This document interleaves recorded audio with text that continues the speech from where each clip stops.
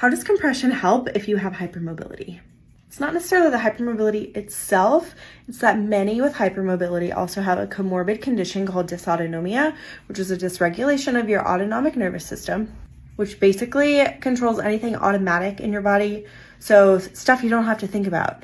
You breathe, your heart beats, your blood sugar regulates, temperature regulation, all that. So for me, one thing that I get is I get really, really cold. The term that most people use is just like poor circulation. That's actually usually dysautonomia.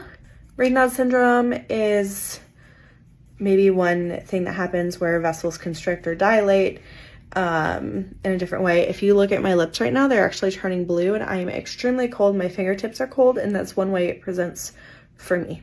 And my vitals, my blood pressure, heart rate, stuff just tends to run lower for me.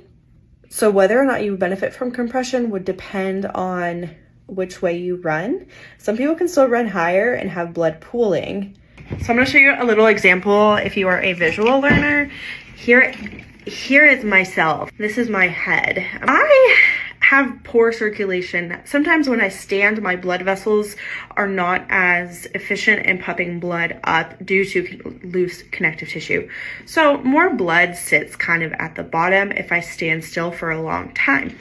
Now, if I wear compression socks and I add a little bit of compression at the bottom, as you can see here, obviously there's some blood in your brain at all times or you're dead, but there's less efficient in my extremities and my brain. So if I add a little compression at the bottom, it squeezes the blood up so that it circulates more into my brain and into these important areas. To do abdominal compression, thigh compression, if we were to do abdominal compression, that squeeze might happen a little faster. Not everyone can tolerate abdominal compression, so socks may be a good fallback. It depends on what you can tolerate and what you have access to and just what feels right in your body. And this is where, if we combine compression with salt with exercise, is the magic combo to help manage this. These are our sock designs.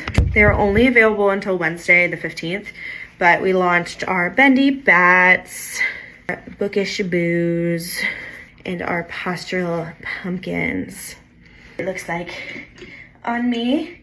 It's not for everybody, but it is something that I wear that makes life a little bit better.